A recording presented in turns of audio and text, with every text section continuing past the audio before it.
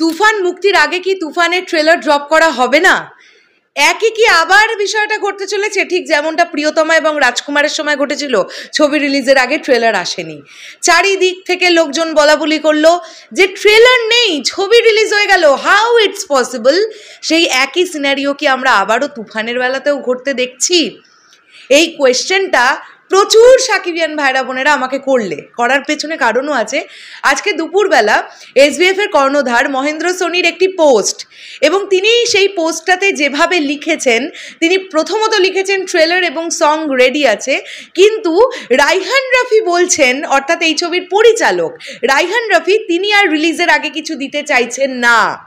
তাও অনেক জোড়াজোড়ি করাতে একটা শেষ পোস্টার তাকে বলে ঠলে আনা হয়েছে, যে পোস্টার অলরেডি আমরা দেখে ফেলেছি আজকে দুপুরবেলা। এবার বিষয়টা হচ্ছে, তাহলে আমরা কি জানতে পারলাম? এই ছবির পরিচালক তিনি ছবি মুক্তির আগে আর ট্রেলার বা গান কোনো কিছুই দিতে চাইছেন না, তিনি চাইছেন যে এই পোস্টারটুকুই লাস্ট থাক। এবারে এটা জানার পরে অনেকজন সাকিবিয়ানি এই কথাটা বলছো যে এটা আবার কেমন ডিসিশন হলো দিদি, এটা যদি হয় তাহলে তো তুফান ফ্লপ করে যাবে, ট্রেলার না এলে তো সিনেমা দেখার আগ্রহ কমে যাবে। আমি এখানে একটা বিষয় তোমাদেরকে বলতে চাই, সেটা হচ্ছে ক্যাপ্টেন অফ দ্য শিপকে পরিচালক, তিনি ছবিটা মেক করেছেন, তিনি জানেন ছবির গল্প কি, তিনি কিভাবে ছবিটাকে সাজাচ্ছেন।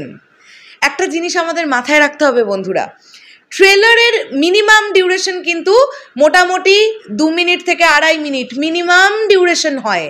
এখন এমনটা তো হতেই পারে যে সেই ট্রেলারটার দ্বারা হয়তো গল্পের অনেক কিছু বেরিয়ে যাবে, যেটা ডিরেক্টর চাইছেন না ছবি মুক্তির আগে বেরোক। তিনি সেটাকে হোল্ড করে রাখতে চাইছেন প্রথম দিনের পাবলিক যখন তুফান দেখতে যাবে তারা যাতে সেই চমকটা পায়, তারা যেন সেই ওয়াও মোমেন্টটা নিয়ে বেরোতে পারে হল থেকে। এটা যদি একজন পরিচালকের চাওয়া হয়ে থাকে তাহলে এটার মধ্যে তো কোনো ভুল নেই। আর আমরা তো কখনোই এটা বলতে পারবো না যে তুফান টিম আমাদের সঙ্গে ডিচ করেছে পাবলিকের সঙ্গে, কখনো তো এটা বলতে পারবো না। কেন বলতে পারবো না জানো? Toofan team already tease upload করেছে, তুফান টিম অলরেডি 2টো গান আপলোড করেছে, তুফান টিম অলরেডি অফিসিয়াল 3-4টে পোস্টার ড্রপ করেছে, বাকি শুধুমাত্র রেখেছে হয়তো 1টা বা 2টো গান আর ট্রেলার। যদি পরিচালক ভেবে থাকেন যে ট্রেলার তিনি দেবেন না মুক্তির আগে, আমাদের এত তার বিপক্ষে গিয়ে কথা বলার কোনো দরকার নেই, কেননা আমরা তো ফাইনাল প্রোডাক্টটা দেখব। ফাইনালি বিষয়টা কি দাঁড়ালো সেটা সিনেমা হলে গিয়ে মানুষ এনজয় করবে। তোমরা কি চাও যে গল্পের কোনো রকম ঘাতঘোত ট্রেলারের মধ্যে দিয়ে বেরিয়ে যাক? এখন হ্যাঁ, এখানেও একটা কথা আছে যে মুক্তির আগে একটা লাস্ট জার্ক অডিয়েন্সকে দিতে হবে, এটা ডিম্যান্ড করছে। এবার সেটা ট্রেলার নাও হতে পারে, সেটা আবারও টিজার মতন করে একটা কিছু ছোট ভার্সন হতে পারে, যেটা লাস্ট একটা দোলা দেবে দর্শকের মনে এবং দর্শকরা হুড়মুড়িয়ে সিনেমা হলে যাবেই তুফান দেখতে। এরকম একটা কিছুর দরকার আছে। তবে যদি পরিচালকেরা ঠিক করে থাকেন যে তিনি ট্রেলার ড্রপ করতে চান না, আমার মনে হয় যে তার ডিসিশনটাকে আমাদের প্রত্যেকের রেসপেক্ট করা উচিত।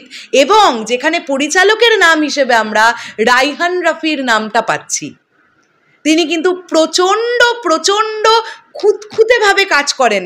মানে আমি রাইহান রাফি ভাইয়ার যতগুলো প্রজেক্ট দেখেছি, আমার দেখে এটা মনে হয়েছে আমরা আমাদের এখানে ইন্ডিয়ার বলিউডের পারফেকশনিস্ট বলি আমির খানকে, তিনি খুব খুঁতখুঁতে।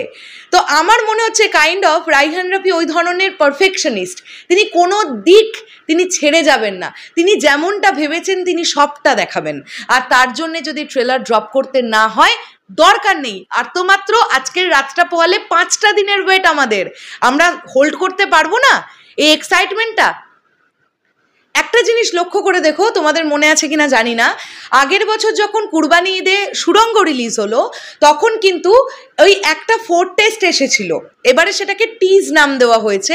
আগের বার কিন্তু সুড়ঙ্গের 4 টেস্ট দেওয়া হয়েছিল বাংলাদেশ রিলিজের আগে, ট্রেলার কিন্তু ড্রপ করা হয়নি বন্ধুরা। যখন ইন্ডিয়াতে সুড়ঙ্গ মুক্তি পেল, ওয়েস্ট বেঙ্গলে মুক্তি দেওয়া হলো, তার আগে ট্রেলার ড্রপ করা হয়েছিল।